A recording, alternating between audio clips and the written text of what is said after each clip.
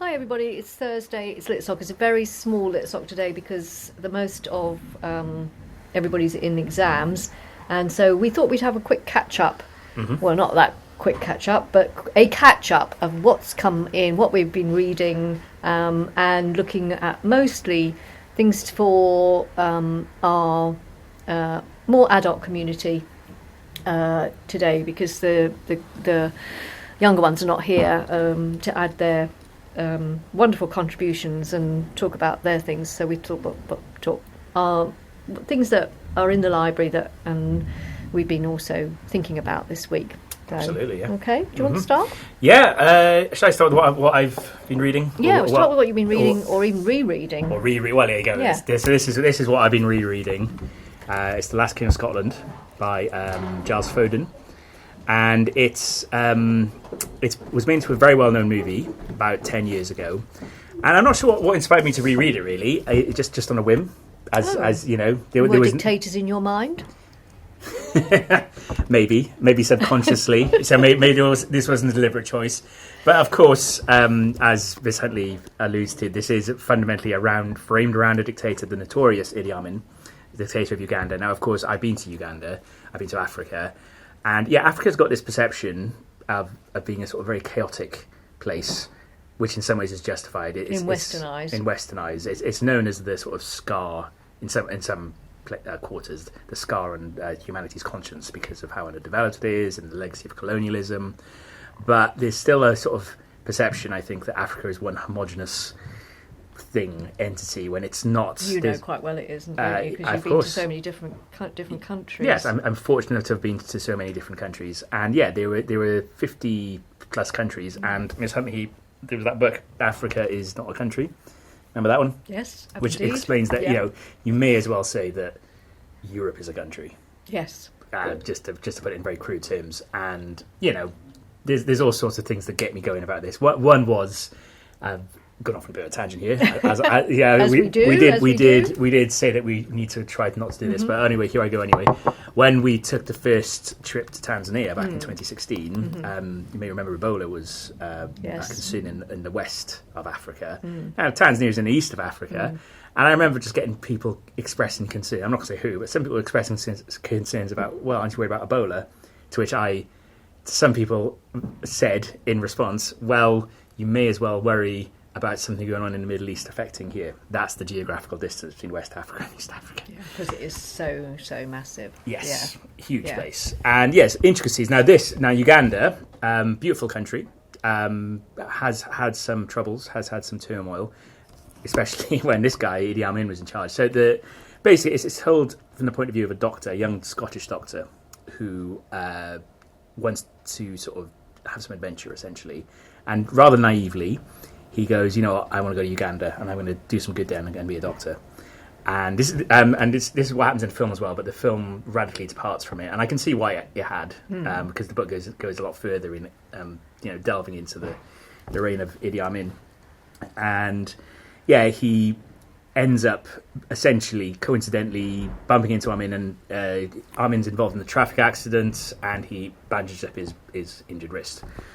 And he becomes his physician as a result.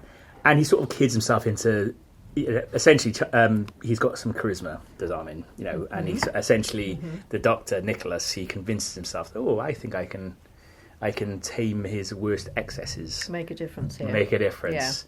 Yeah. That's, Amin is just so combustible and unpredictable. And I picked out a little passage here. So this is shortly after he officially is his physician. Yes. And they're by the pool. Living in luxury, whilst most of Uganda isn't, and he basically Amin pushes him into the pool as a joke, and Nicholas says, "Oh, you frightened me," and he laughs, "Oh, don't be frightened. It's foolish to be frightened." And then he says, "All of you people," so he's addressing the assembled crowd around the pool. "Listen to me. I want to talk about afraidness and cowardice in Uganda. The truth is, afraidness is bad. I was not afraid to take the presidency from Obote or to send the Kabaka," so that's the Asians, because they expel the Asians, to England. What they were called? In Swahili. That's what they were known as. "It was the best thing for my country. I think God will not punish me for it. There were murmurs of assent from the retinue. Beside me was Sawa, so that's, I can't can't remember who that is actually, was nodding his head eagerly. It's true. I like to be headman. I do not like to be told, I'm in carry this gun, or I'm in dig latrine here.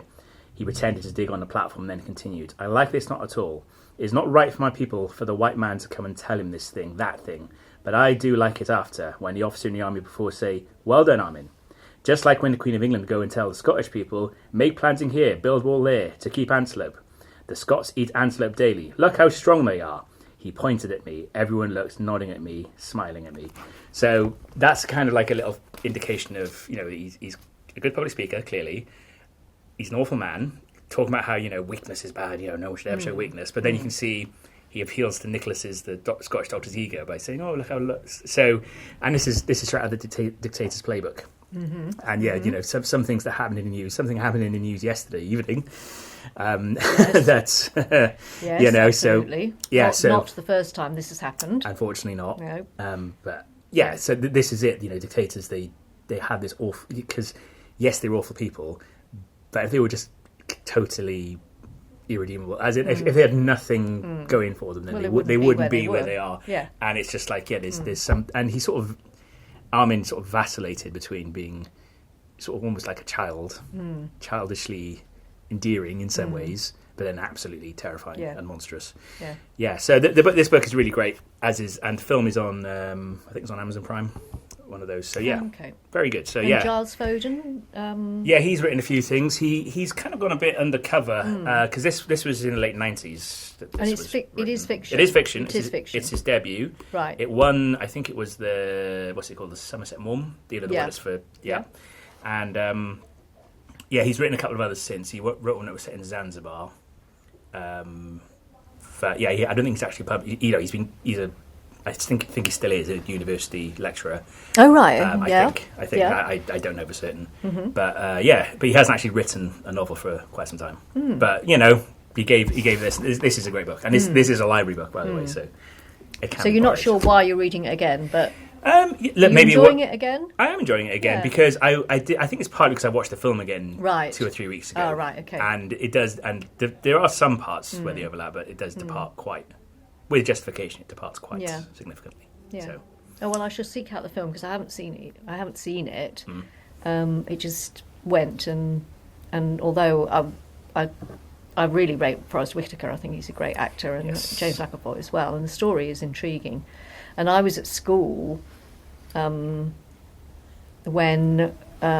we had to help the immigrants. I mean, it was that we were there. Britain was their refuge. Wasn't not everywhere, but wasn't Suella Braverman, I believe, her appearance? Yes, I think so. Yeah. So this country that welcomes her appearance with open arms and. Yeah. Anyway, so. Yeah. Anyway. Well, I mean, that's a reminder that it's not that long ago. It was 1970. Yeah. I mean, the funny thing is, I can remember when I was travelling in Greece and met I met a Swede and a German in Athens. I met them in Delphi, and we travelled back to Athens together and shared a room for a couple of nights, and I can remember having a conversation about the empire and the Commonwealth, and so this was before Europe had opened up its borders. We were all part of the EU then, but we hadn't got the borders weren't open for everybody to work and live without problems, without visas, and they were saying, well, so why do you take in so many people? And obviously this is before the Syrian refugee crisis as well. And I said, well, we had an empire, we have a duty of care. These people were ruled by us. I mean, and it's absolutely essential. I think it started something to do with Hong Kong, which of course was coming to the end of its. What was that statement? Someone that quote? "I am here because you were there." Yeah, that's what. Yeah, yeah, exactly. So.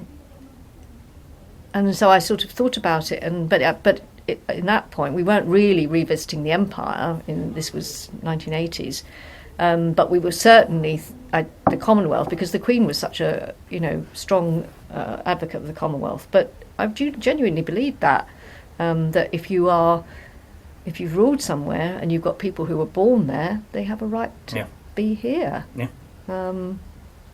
And you have a responsibility to... It's our responsibility. To accommodate them. Well, it's our responsibility as a human being. Yeah, as well. That too. That's the thing. Yeah, agreed. 100%. So, interesting. Yeah. Because Mr. James has he read it, or is he reading it, or... Mr. James? Dylan. Yeah, I know. I know you mean by Mr. James. No, he's reading some Robert Harris, actually. Oh, he's reading some Robert Harris, that's right. But you did have a conversation about that, didn't you? Probably. I talk about all sorts of things with Mr. James, as he sits on his table 2 days a week. Yes. Hi, Mr. James. Hi, Mr. James. Right, so dictators and Idi Amin. Yeah, I'll talk about some different... All right, I'll talk about... I'll sort of segue into this book, because last week was the anniversary, week before, of VE Day. Yes. And week before. 80 years. Week before, yeah. Week before. And lots of street parties, celebrations to mark this anniversary. For some countries, not such a big celebration. It was the end of the war, it's true, but what happened afterwards was not so wonderful, and for a very long time. Anyway, no matter. So I picked this off the shelf, which I've talked about before, Blitzcat, a wonderful book if you like cats. Got to like cats. Robert Westall really did like his cats, and overall, over a long time, he wrote a lot about cats. But this is a cat who loses her master and goes and follows her, and she becomes good luck. And she is she is a female cat, but for some reason she'd been called Lord Gort. Now Lord Gort was was in charge of the British Expeditionary Force when it went into France in 1940. Right. And that's last week was also the anniversary of the little ships going to Dunkirk 85 years ago. And this is how this book starts, with the men coming back, or at least it's in here. She experiences lots of things, and she's in Coventry the night that it gets bombed to pieces, flattened, and she leads them out. So Westall was covering a lot of that period. Mm-hmm. You'd think after all this time that we wouldn't still be reading things about World War II, but every year there's something new to say, something new to remember, and also, of course, we're still catching up, really, remembering the Commonwealth who came to fight with us, the Empire who came to fight with us, or fought elsewhere, Indian and Pakistani soldiers who had to stop Japan at that point invading India, and other they were involved in Malaya. Truly global war, because obviously I think a lot of the literature that we're is most mainstream and popular here, it does focus on Europe. Yes, essentially. Yeah. So I'm sure there must be some novels about their experience in the war, but I haven't yet come across them, which is I feel really bad about. But maybe someone out there is writing one, or might be able to tell us of one.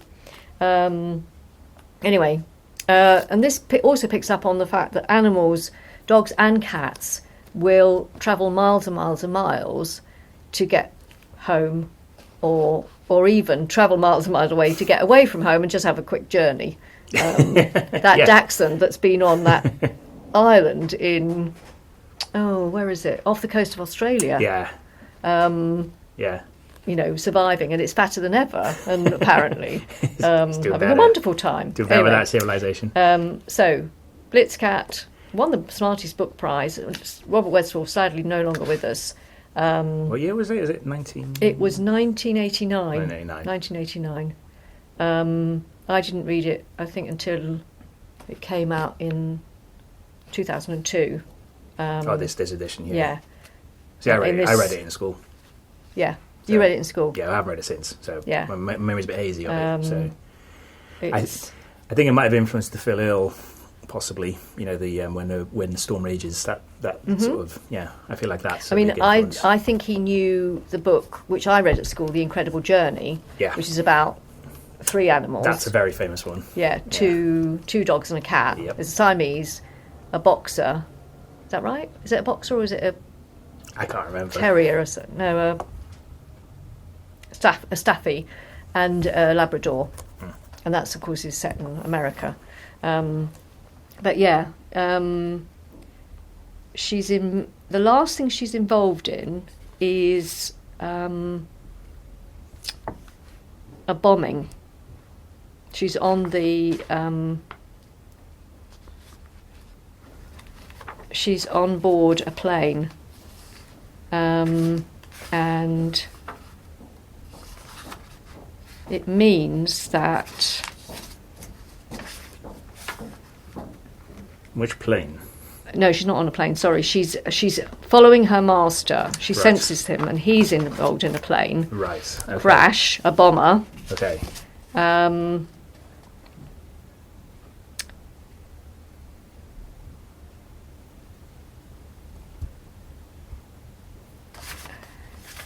And it looks suddenly as though Master won't get home. Dear. Peril towards the end. Yeah. Yeah, it's a bit of a actually it's quite convoluted. I can't really explain it properly, but it goes around the houses and you think, oh my goodness, no. Anyway, it's all right in the end. So I should hope so. Yes, absolutely. Yeah, so that's a good one. Right. Okay, right. Segues. Sorry. All right, we're going to try and do segues here. So you mentioned cats. Yes. So here we go. Here we go. Taylor Swift. The Taylor Swift book by DK, unauthorized, unofficial, and beautifully put together, though. Beauty, very, very beautifully put together, as ever with DK. Absolutely packed with information too, and says here, what is it? Humble beginnings to teen country, all the things. Dives into fan favorite tracks, iconic music videos, songwriting process, muses, friendships, activism, fashion, intense love of cats is the segue, and much more. Now. It takes the songs apart, doesn't it? It does, yeah. So I haven't read it. I remember it. It's very. I just dipped into it. Yeah, it's not like a lot of the DK Big Ideas books, which are very graphical. There's a lot of text in here, and it's definitely for the fans, isn't it? Oh yeah, huge, very much so. Yeah. Now, Miss Huntley and I, full disclosure, we're not Swifties, but we do know that she is an influential icon, and she is, huge, a huge deal. Yeah, and. Taylor Swift is bigger than. You can finish this sentence almost any way you like. The NFL, the Beatles, hummus. So now, the little I know of her, obviously I know some of her songs because you can't escape them. But World Book Day, Miss Huntley and I, we alluded to her in the assembly. Yes. And because there's the song "Tolerate It," and in this deep dive that with it, because they break down the albums, cultural status, iconic music videos, just her live performances. So it's just everything you could possibly want. And in the album, so it's from the album Evermore, and who's the author of this? Don't know. Oh, Malcolm Mackenzie. So Landmarks. Must have taken a couple of years easily. I should think so. Labour of love, because he's a Swiftie clearly. In each album he's got a little landmark box, and he's got best bridge, best lyrics, and unskippable for Evermore, and best lyrics is Tolerate It. Oh, interesting. And this is what he says about Tolerate It. Arguably the best ballad on the album. It could be subtitled A Requiem for Lady Di. Okay. Oh. Taylor revealed that the song was based on the 1988 novel Rebecca by Daphne du Maurier. She found the dynamic of the husband in the book who just tolerates his wife fascinating. It's an anthem for young trophy wives and all the women that are underappreciated, holding on to their identity in the shadow of a distant man. It recalls the dissociation of Joni Mitchell's The Hissing of Summer Lawns, if you're a Joni Mitchell fan, Miss Huntley. So I think that kind of sums up the appeal of her very well. So it's only a matter of time. Once I put this on display, it's going to get snapped up very quickly. So, yeah, if you want grab it while you can, get in here first. Yeah, it's absolutely. It's now public knowledge. Perfect half-term read, really. Yes, exactly. Yeah. Only don't take it on the beach. Yes, please don't. a nice post-exam treat, and it's. I mean, I should try and read it myself because, she'll never be my favourite artist, but I do acknowledge what she has achieved, and that she is a true cultural icon, and she does a lot of good. She does do a lot of good too. So I think that we should definitely emphasise that. So there you go. Taylor Swift. There we are. Thank you very much. So from Idi Amin to Taylor Swift. Interesting cover with the pink. What do you think about that? She's wearing, well, just looking at what she's wearing there, obviously that's from one of her stage shows. Yeah. Is it, you can look at one of two ways, is it embracing femininity and, reclaiming the girliness label for something more? Yeah. Rather than stereotyping. Yeah, rather than girly girl, because Taylor Swift I think is not. The other thing about Taylor Swift, I forgot to say that she does dabble in a lot of genres, because I think she started out as country first and foremost, but she has sang. I think "Shake It Off." That's like one of her more famous songs. That's very disco-y. But she's done rock music. She's done all sorts. So yeah. And she's been around for a long time. Well, she has, but well. Even bigger than Madonna, really. She's bigger than... She is definitely the biggest musical Madonna artist was big, alive but today. I think at a time without social media, without YouTube, and to amplify you.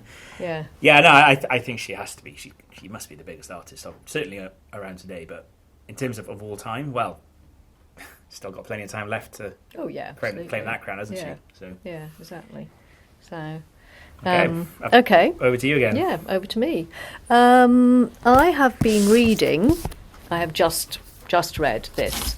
It's called Carla's Choice, and it's a novel of John le Carre's Circus, and it's by Nick Harkaway. Nick Harkaway is one of John le Carre or David Cornwell's sons, and he is one of the literary executors of his father's estate, and he is in his own right an author.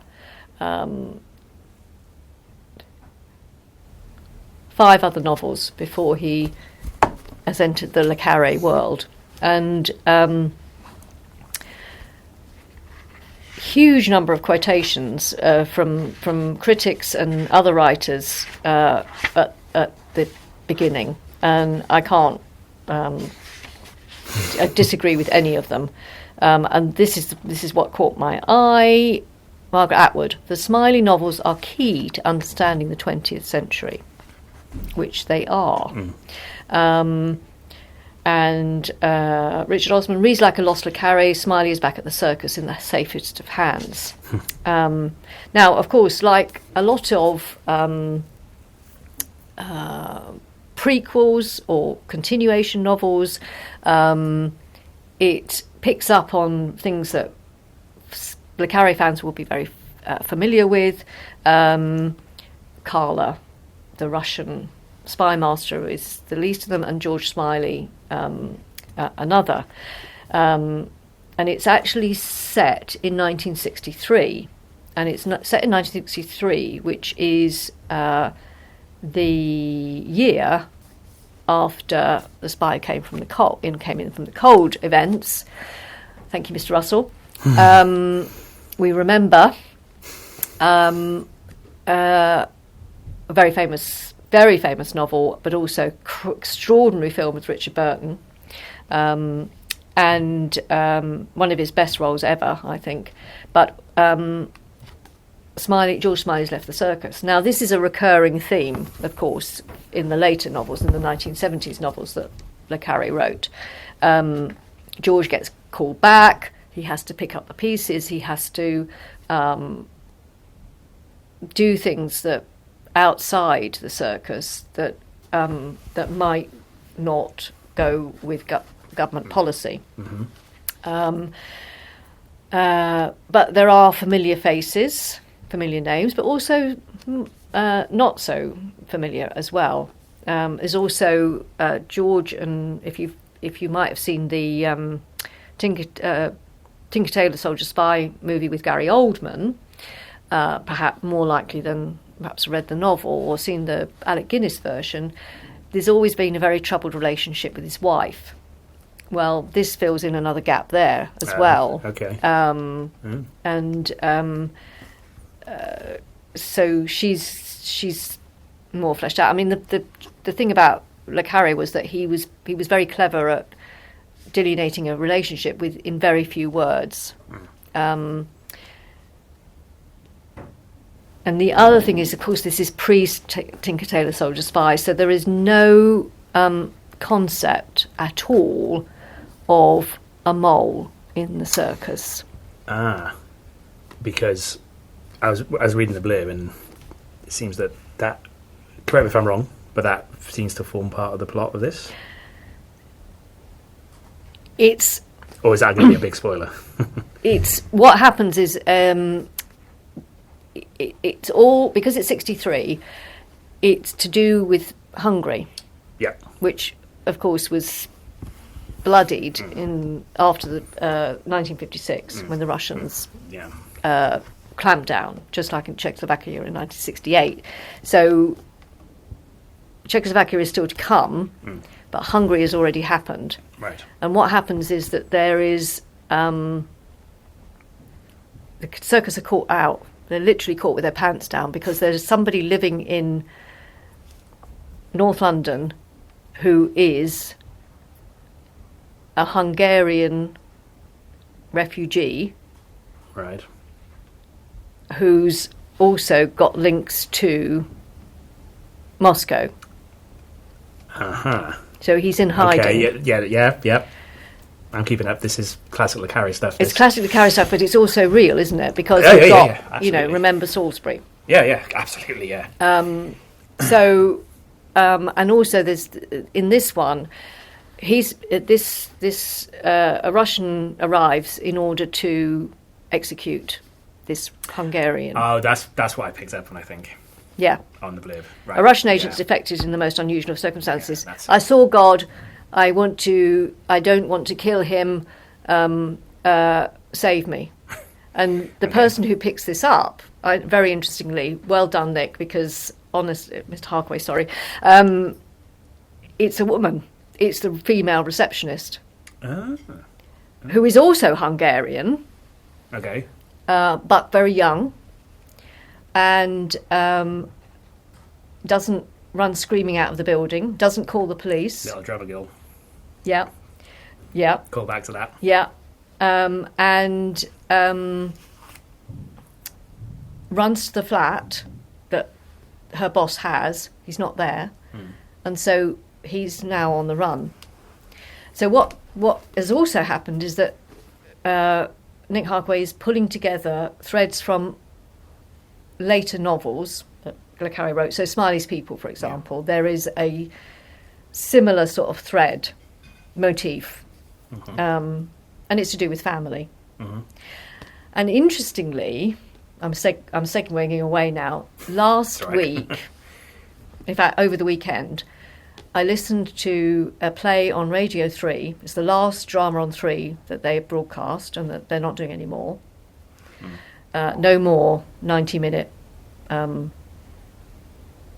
serious plays on Radio 3. They're all going to Radio 4. Okay. If they're 90 minutes, we'll do them in 2 episodes. It's not that they're not doing any more drama, it's just that it's not going to be on Radio 3 anymore. Anyway, the last one they did was called The Defectors, and it's all about, it's so moving, it's so fascinating, it's so extraordinary about North Korean defectors. And it's a drama documentary, so you hear the voice of the documentary maker, whose name I can't remember, and it's all based around the North Korean ambassador who defected from here in 2016. So he was based in Ealing. His children went to local schools. They had a normal family life, but he was ambassador from North Korea, or deputy ambassador, and he defected with the help of the British Secret Service, the Foreign Office, whoever. And then, as part of the story, they talk to people living in South Korea who've defected or whose parents have defected, left. They've talked to people who are here. They've clearly done a huge amount of research. They clearly talked to the New Northern community, South Korean obviously mostly, but there are North Korean exiles there as well. And just like in this, leaving behind relatives have to be left behind, and they never know what's happened to them, which, unlike in Russia, you do tend to find out. Cool.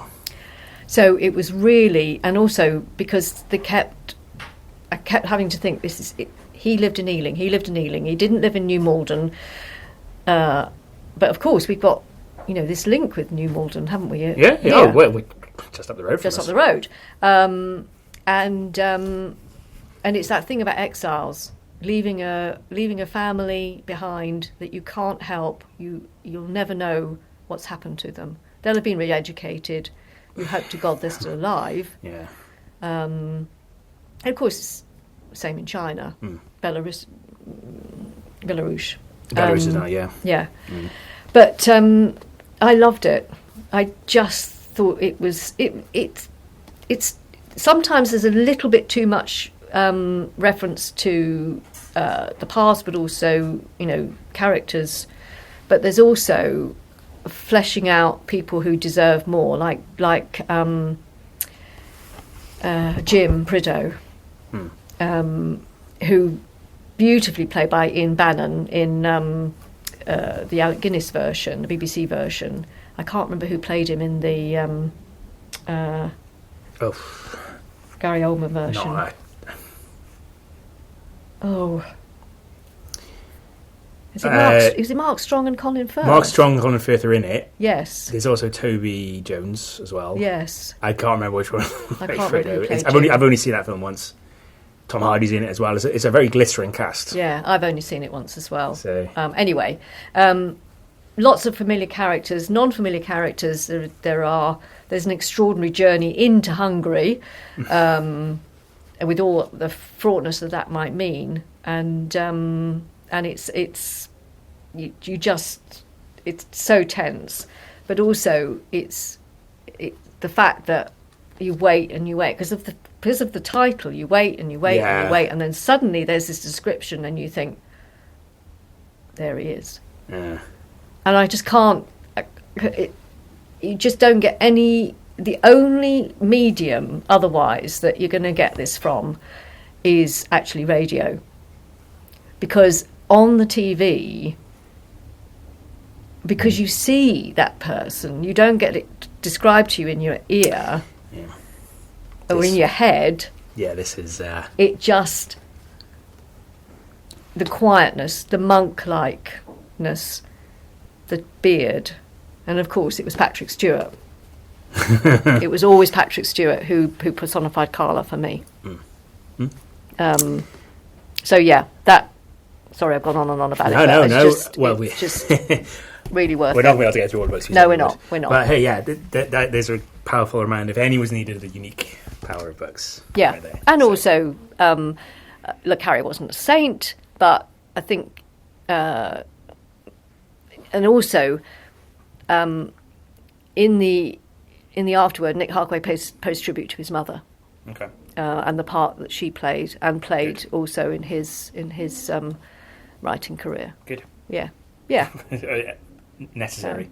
Right, couple more. Couple more. Well, I'll not read this, but this is one to bring to everyone's attention because it is, and again, it's partly a segue because this is Japan.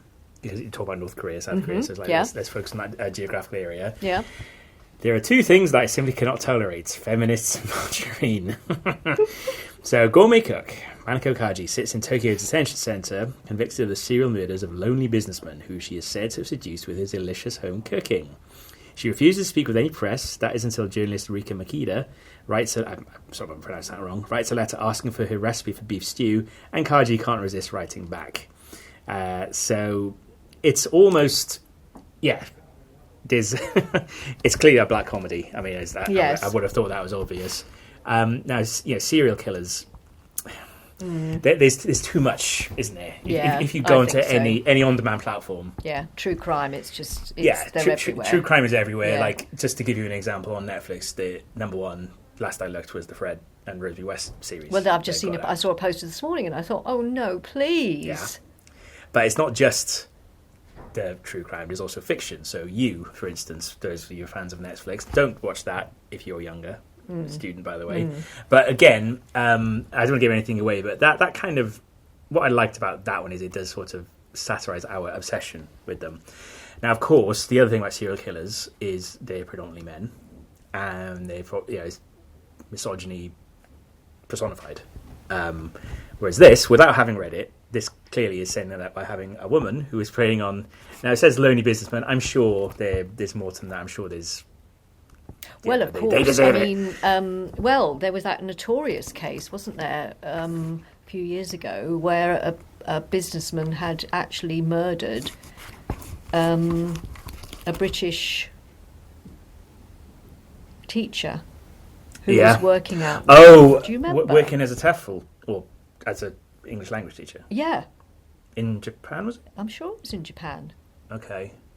The father went out and tried his best. I think I'm right. When was this? Miss Huntley's memory. It was a long time ago now. But I was going to say, Miss Huntley's memory for this sort of thing is very impressive sometimes. But, I'm just turning to page 69. Because that put the spotlight onto the relationship, women and how they present themselves in clubs and... I can't remember precisely, but anyway, I know that there was this sort of, real questioning about masculinity and how what Japanese men look for in their girlfriends, wives, mistresses, whatever. Well, and of course, even more so now in the West. We're not. Stereotypically, they're wanting them to be demure and like behaving like a startled fawn whilst cooking. And I think that's another reason why cooking plays a big part in it, because Japanese food is delicious, but I think the food again, I think it's playing on that idea that the woman is the cook of the food. And what's going on with the? Yeah. Again, I'm doing a lot of guessing here because I've not actually read it, but it is a book that has got a lot of hype. It's something that I've seen a lot of people reading on public transport. Yes, so it's very much. Yeah. So it is one that I'm going to get around to reading soon. But it looks like it's a lot of fun. Nigel Slater likes it, so there you go. Yeah, well there we are. Great cook. Yeah. So I wonder if Nigella's read it. If she hasn't, she should. Pandora Sykes is given. Yeah. So just like with Carla's choice there. Interesting, isn't it? Because I'd never associate butter with China because not China. Sorry, beg your pardon, Japan. Because I know they do have cows, but their consumption of dairy is the lowest in the world. I think, isn't it? That used to make them one of the healthiest. I'd have to look that up. But their diet is. I've not been to Japan, but I think we all know that it's not the unhealthiest. It is generally pretty healthy. I say that, but when I was in university, we used to have this Japanese truck outside our department that used to serve the greasiest teriyaki and udon noodles and stuff. But hey, that was westernized. In Japan, I'm sure it's much cleaner. Well, it's like any fast food, it's going to be processed, isn't it? So.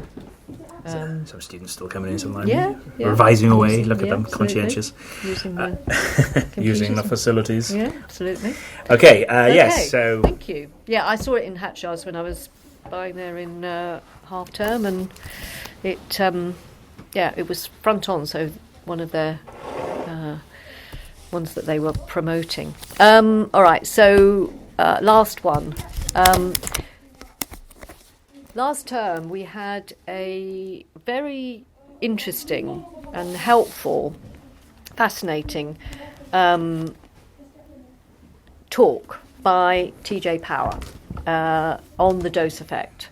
And I was with my sixth form, and it was absolutely fascinating in thinking about habits. Mm-hmm. And the chemicals that work in our brain. And this is what he says. In this book, I'm going to tell you a scientific story, a story of an alternative route forward for us in our modern world, one in which we embrace the ever-changing technological experience that is coming, and is actually here in some ways, as well as reconnecting us to the path that brought us here. I'm going to give you a new way to look at how you engage with technology, your life, your work, your relationships, and your health. A way in which discipline and motivation arise naturally and with ease, a way in which your life becomes beautiful and energizing experience that is your new reality every day. Now, he managed to summarize, not the whole book, I have to say, but the dose effect in in an hour for us. Dopamine, oxytocin, serotonin, endorphins. Dopamine, the motivational chemical. Oxytocin, the connection chemical, serotonin, the mood and energy chemical, endorphins, the de-stressing chemical. He started with thinking about how, for most of our history on Earth, how we have been, which was basically hunter-gatherers. And we're still hardwired in our brains because, well, that's the idea. He's worked with, according to the website, and I'm sure it's true, 50,000 people. If you go onto the web, the Dose Lab is they're continuing to do their research. You can take part. Small habits to boost your brain chemistry. Now, I can't tell you everything, but Michael Mosley's talked about this. Lots of different documentaries on BBC and Just Do One Thing. But so because he was talking to our teenagers, the first thing he was talking about was when you get up in the morning, don't look at your phone. Yeah. It's not so bad if it's the internet on the iPad. That's not so bad, but don't look at your phone. Don't look at your phone until you've got up, had a shower, had your breakfast, maybe half an hour, 45 minutes in after you get up. So maybe if you get up at 7 or 6:30 or 6, 45 minutes later, just wait. Because he said that the effect of looking at your phone is it gives you a high, it gives you a pleasurable moment, maybe several pleasurable moments, a bit like having a bar of chocolate. Yeah. Yeah. That kind of high. That kind of high, yeah, absolutely. And then you come down from it. That's the key. And so you have to keep wanting more. That's the basis of it. Because you want, it's like being addicted to sugar, which I'm afraid is me. The sugar wants more. We all have our vices. Yes. The sugar wants more, and so it goes on. And it could be anything, but it's equivalent to fast food. That's what he's saying. Yeah. Yeah. So if you have it later, if you take this hit later, you won't want it so badly until maybe later on in the day. And I didn't go to this talk, but I flew through the book, and it's full of practical things to Practical do. things It's all to well do. and good at saying Yeah. do that, but it's like, Yeah. okay, but how? I can't go from 0 to 90. And Yeah. so Practical things, practical steps to help. Absolutely. And yeah. not beating yourself up if you don't get it right first That's time. right, Obviously, it's a Yeah. we're all trained to do it. This is it. Sunlight before social media is one way someone describes it, I think. Yeah. And it's really, time limit. Put a time limit in. Yeah. Be organised. And then explains about dopamine, the effect on with the 4 things he talks about. Looks at how you use them asynchronously. Sorry, I've said that wrong. As possible, right? Because they're all part. They're all connected. They're all connected. Yeah. So he talked about dopamine, talked about oxytocin. We didn't really get to serotonin and endorphins, but of course endorphins, de-stressing chemical. you need that right now. You need that right now. But of course, a lot of it, share a moment and laugh. Serotonin, get out, into the open air, have a walk. And you see, we practice some of these in Litsoc. Yes. Having a laugh. Yes, having a laugh. Some of the things we talked about. I reckon we should we've only got a few minutes, but we should at least give the people value for money for investing their time. We should just, because we had plans to talk about more books, but, so Conclave. Reason this is on the table is because of Very real world topical. events. Yes.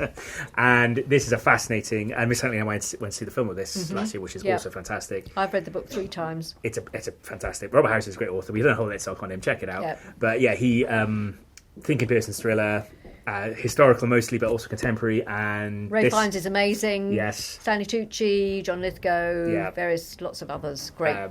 Great twists, Yeah. but also just a fascinating insight. Because I think it was my dad who said to me, electing the new pope doesn't really strike me as something as a thrilling read, but it is. It's a page It's a turner. thrilling read, and and as we saw, it's a moment where the world can change in a moment, and it does in the book, and it did when Pope Leo was elected. Yes, and we wish him well. We do. Good luck. And Yes. it was very quick as well. Which some people said, a bit disappointed how quickly he was elected. But it's like, that's not what you're supposed to say. And then the last one I just want to briefly mention is I finally got around to reading this. I don't think we got any year 6s watching this, highly unlikely, but we do, 1 or 2 people in Litsoc were on the committee to pick this. They made a very good choice. Wears its influences on its sleeve, clearly influenced by the likes of Philip Pullman and Neil Gaiman, no bad thing. Beautifully written.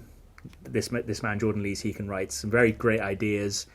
And lots of the world building is very clever. Well, also it's a puffin, isn't it? Which is always a good sign. Yes, absolutely. Now Jordan, he is a literary agent, so he's got the inside scoop of the publishing world. And it's very good, great names, great settings. Poppets is the thing that stays with me. Think demons from Northern Lights, and that's kind of been inspired by that, but also draws on other areas such as voodoo dolls and other dolls. Miss Huntley was telling me how much she doesn't like dolls the other day. Much. But yeah, it draws on all these traditions from dolls in other traditions and mythologies. Yeah. Did you want to quickly talk about very one of yours? quickly? Anthony Horowitz's. This is the 3rd of the Magpie murders sequence. So again, we've got Alan Conway at the back of this, the fictional author that writes all sorts of puzzles into his books about Atticus Punt, and it's called Marble Hall Murders. And in the forward, they've filmed Magpie Murders, they filmed Moonflower Murders with the wonderful Leslie Manville and Tim McMullen, amongst others. Very, very good they are too. This one we're lucky enough to get had signed. Also, I should say in this novel, how much Anthony Horowitz thanks his family, but also his wife, but also Open Books in Richmond, who he just and it's a wonderful independent bookshop, as good as Regency Books in Surbiton. So shout out to them. Thank you for still being there. This is first chapter is a new start. And interestingly, of course, Susan, his protagonist, was a publishing editor. She gets almost murdered for her pains in 2 previous cases following Atticus Punt. In the television series, they actually communicate. In the books, they don't. It's just book within a book. Okay. But I love the fact that the 2 characters actually talk to each other and meet. It's genius. And Horowitz, she's written the series as well. So we've got the joy of some point in the future, but in the meantime we've got a new text as well. So, and the Kingfisher comes into being, and there's also a literary theme all the way through of an author who's written books for children who turns out to be a monster, and not literally a monster. Funnily enough, that happens in this as well, in the Whisperwicks. Without okay, I won't go into the detail there, but that is a key part of the story. So that's interesting. Yeah. So yeah, really, really interesting. Yeah. Okay. Before we finish, I just want to pay tribute to Mrs. Becca Bird, who left us today. Mrs. Bird was assistant librarian here. Yep. When the first that we had. First under my Yeah. Under the auspices of Mr. Humphreys. Yes, with Mr. Humphreys. So she deserves a medal for that alone. Sorry, carry on. No, not at all. Not at all. When she first came 10 years ago, I can't believe, actually, it seems much longer ago than that. Well, it was because she actually, it was 13 years ago. But then she had an 18-month hiatus in New Zealand. She was here for 2 years. Sorry, Mrs. Bell, I can't remember. And then she left for 18 months to New Zealand and then came back for 10 years. So, yeah. Right, okay. So it was, yes. So, but she did she took part in Litsoc, was so supportive of us, and we'd had some wonderful times. She did my favourite memory is Peter Pan with the Wendy house in the corner. That was brilliant. Downstairs, which was just brilliant, and all so erudite about it, and so interesting and just lovely. And so much has happened to the school and to her while in the last 10 years, and we're going to miss her an awful lot, and we thank her so much for her support, and not only of the library in Litsoc, but of LGBTQ society and students. LGBTQ plus travel guide, Lonely Planet. Yeah, check it out if you like to travel. In a time when LGBTQ across the world are having pretty much of a struggle. It's not a good time. Not necessarily a good time, but don't give up. Certainly in Surbiton High School, we are cool with it. Yes, exactly. It was her who developed the concept of allies, and how she is a powerful ally. Yeah, as far as absolutely. So and I'd just like to say thank you very much, Mrs. Beard, for being you. Yeah, but also for me personally, you were the first assistant librarian. And I don't think the library would be what it is today without you. You set the trail. You did it twice. You came once, and then you left, and then we had another person in. Then you came after Miss Bland left. Yeah. And the people who follow in your footsteps, I think, they've had big shoes to fill. I mean, they've been great in their own way, but you were the first. Yeah. So thank you very much, and hopefully see you again. Yes, we hope to see you again. But also, your pupils, your students will have really benefited from your wisdom and love and kindness. So thank you from them too. Thank you. And good luck with what you're doing next. And good luck. It's exciting with what you're doing next. New job, which sounds really exciting. And there we are. It's half term. It is. We haven't talked about everything. But we did okay.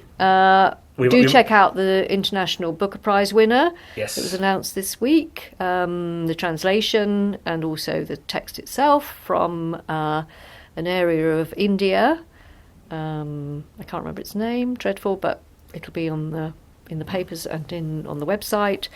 And so we look forward to seeing you all after half term. Yes. Take care. Until then, have a great holiday. Bye. Bye.